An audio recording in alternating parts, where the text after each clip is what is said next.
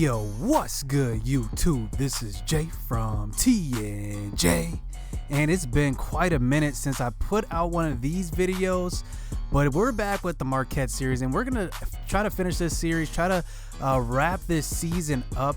And mainly, I have something in the works. I'm not gonna reveal too much right now, but just know that another Dynasty is brewing. But here's the problem with NCAA. I kind of burnt myself out with it. Like, I apologize for not releasing a lot of videos, but at one point it was pretty much the only game I was playing. So I got to this point where, you know, MLB came out and I was kind of, you know, playing NCAA a little too much. I was excited about a new game coming out MLB. Then I just stopped releasing NCAA. And like I said, I kind of got burnt out by it, and it kind of led to this, not releasing too many videos. So we resumed this franchise, though, this Dynasty, after taking a loss. And it was a tough loss versus Georgia, but now we're going up against #1 Alabama. Remember, we set it out last year. One of our goals was to beat Alabama, as that one barely gets past the defender on that one. But, you know, one of our goals last season after winning the national championship, we wanted to beat Alabama, and the main reason why is because I felt we were disrespected last year. I mean, we went into the Big 12. A lot of teams were, you know, not expecting us to be good right off the bat, but we definitely proved them wrong, and we won the national championship because of it. So then we moved to the SEC now, and now we're facing these tough SEC teams, but we did boost the sliders. So as Ben Miller puts on one of those Alex Brown jukes, we did, you know, boost the sliders, and it's definitely made a difference. I can just tell, like, by the way they play defense, mainly defense, and I put down my blocking a little bit, and I put up their pass rush, I put up their pass block, I put up everything for the computer pretty much, and I lowered everything for the user. And I mean, it's tough. I gotta admit, it is tough. Every game is a grinded out game. So let's look at Rod Rivers. He's the top back for Alabama. You know, Alabama breeds running backs.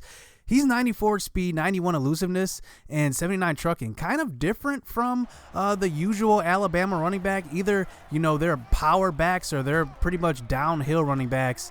As Rod Rivers gets his first carry and he gets a 10-yard gain. So now we are back on defense after scoring on the first drive, and Rod Rivers gets the handoff to the outside, puts a move on John Waters, breaks another tackle, and he runs all the way inside the 5-yard line for a 61-yard scamper up almost into the end zone. As the 20 seconds left in this first quarter, Peterson is going to run and scramble up the middle for the 2-yard touchdown run, and that is going to be a tie game that quickly. Only 5 plays on that drive, and they drive down the field and get a touchdown, tie it up at 7.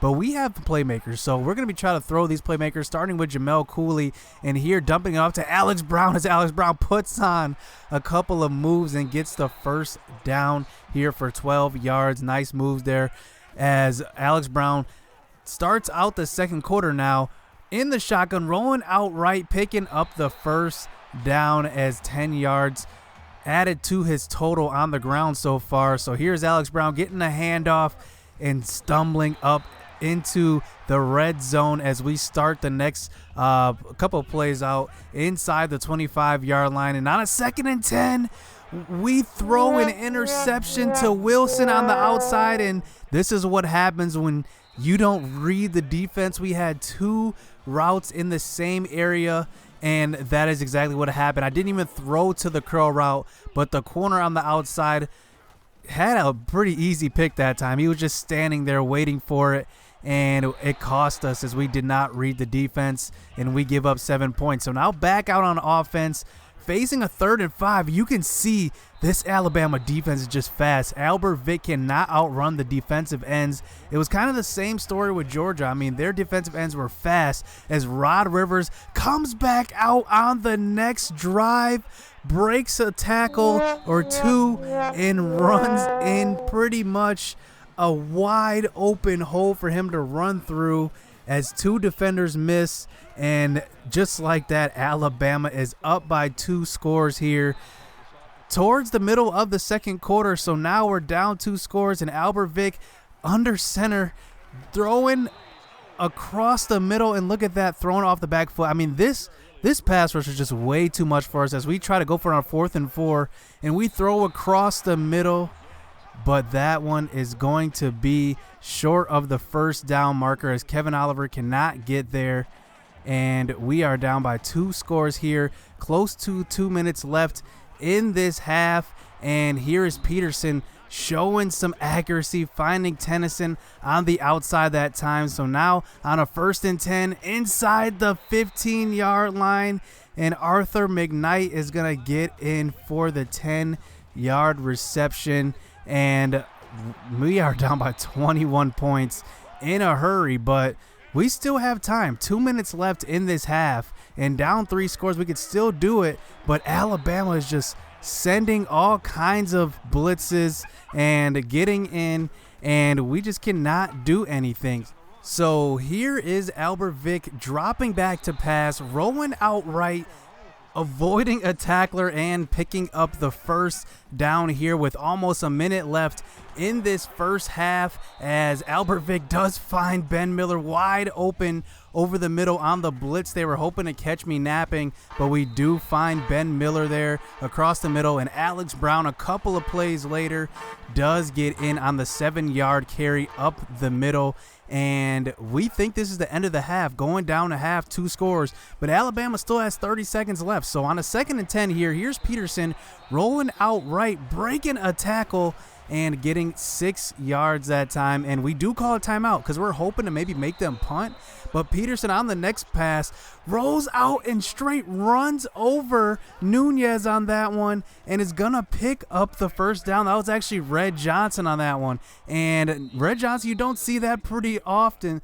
I mean, he's a pretty reliable tackler, but that time he just gets the arm, and somehow Peterson, he can run a little bit, but not like this. I did not think he could run like this as he finds Tennyson. I mean, he's doing it all in this game, running, passing, whatever it takes. So on a 1st and goal, 5 seconds left in this half, gonna almost break a tackle, but luckily we get the stop that time. Dylan Mack on the tackle to avoid another touchdown before half, but we do allow them to kick the field goal, and they start this second half out with the ball already up 3 scores as Peterson hands it off to Rivers on the draw play, and finally we stop him for a manageable gain. 7-yard gain is a manageable game. So on a 3rd and 3, here's Peterson once again rolling out, and look at this guy. I mean, nobody can tackle this guy as Red Johnson once again